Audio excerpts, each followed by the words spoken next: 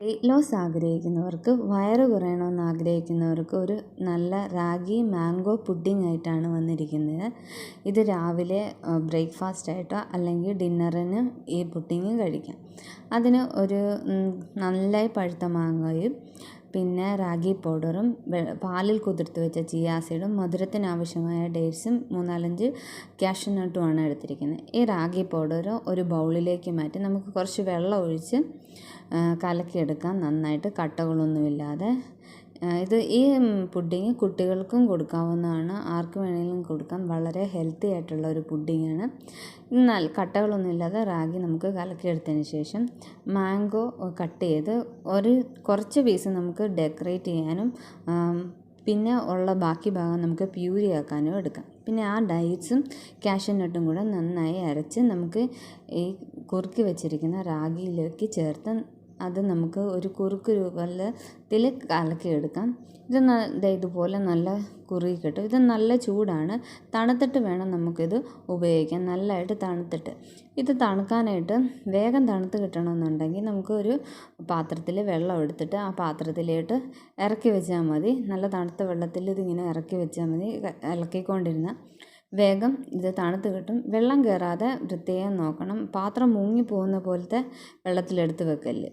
പിന്നെയും അത് ഇവിടെ ഇരുന്ന് തണുക്കട്ടെ. പിന്നെ അതിലേക്ക് വേണ്ടുന്ന മാംഗോ പ്യൂരി റെഡിയാക്കി നമ്മൾ കട്ട് ചെയ്ത് വെച്ചിരിക്കുന്ന മാംഗോ കുറച്ച് വെള്ളം കൂടി ഒഴിച്ച് നമുക്കിതുപോലെ പ്യൂരി ആക്കി എടുക്കണം. ഇത് കഴിഞ്ഞ് നമ്മൾ തണുത്ത റാഗി ഓരോ ഗ്ലാസ്സിലേക്കും മാറ്റിയതിന് ശേഷം ഫസ്റ്റ് ലെയർ അതാണ് ഉപയോഗിക്കുന്നത്. രണ്ടാമത്തെ ലെയറിൽ നമ്മൾ പാലിൽ കുതിർത്ത് വെച്ചിരിക്കുന്ന ചിയ സീഡ് സെക്കൻഡ് ലെയറായിട്ട് എല്ലാ ഗ്ലാസ്സിലേക്കും ഒഴിക്കണം. ഇതും നല്ല തണുത്ത പാലാണ്, ഫ്രിഡ്ജിലായിരുന്നു കീപ്പ് ചെയ്തിരുന്നത്. അത് ഓരോ ലെയറായിട്ട് എല്ലാ ഗ്ലാസ്സിലും ഒഴിച്ചതിന് ശേഷം നമുക്ക് അടുത്ത ലെയറായിട്ട് ഉപയോഗിക്കുന്നത് നമ്മൾ പ്യൂരി ആക്കി വെച്ചിരിക്കുന്ന മാംഗോ ആണ്. ആ മാംഗോയും കൂടെ ഇതിൻ്റെ മുകളിലേക്ക് നമുക്ക് ലെയറായിട്ട് തന്നെ ഒഴിക്കാം. ഇതിപ്പം 3ാമത്തെ ലെയറാണ്.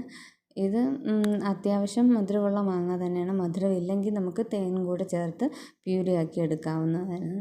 ഇത് 3rd ലെയറായിട്ട് നമുക്ക് മാംഗോ പുഡിങ്ങിൻ്റെ 3ാമത്തെ ലെയറായിട്ട് ഉപയോഗിക്കാം. അതിനുശേഷം നമുക്ക് അതെല്ലാം സ്പ്രെഡാക്കി കഴിഞ്ഞ് ഇതിലേക്ക് വീണ്ടും നമ്മൾ 4th ലെയറായിട്ട് പാലിൽ കുതിർത്ത് വെച്ചിരിക്കുന്ന ചിയ സീഡ് മുകളിലും കൂടെ അതിന് മുകളിൽ സ്പ്രെഡ് ചെയ്യണം. നന്നായി സ്പ്രെഡ് ചെയ്തതിന് ശേഷം നമുക്ക് നമ്മൾ കട്ട് ചെയ്ത് വെച്ചിരിക്കുന്ന മാംഗോ, ചെറിയ ക്യൂബ്സായി ചെയ്തിരിക്കുന്ന മാംഗോ ഇതിൻ്റെ മുകളിൽ നമുക്ക് ഡെക്കറേറ്റ് ചെയ്യാം എല്ലാ ഗ്ലാസ്സിലും. പിന്നെ ഇത് ഫ്രിഡ്ജിൽ വെച്ച് തണുപ്പിച്ചും കുടിക്കാം.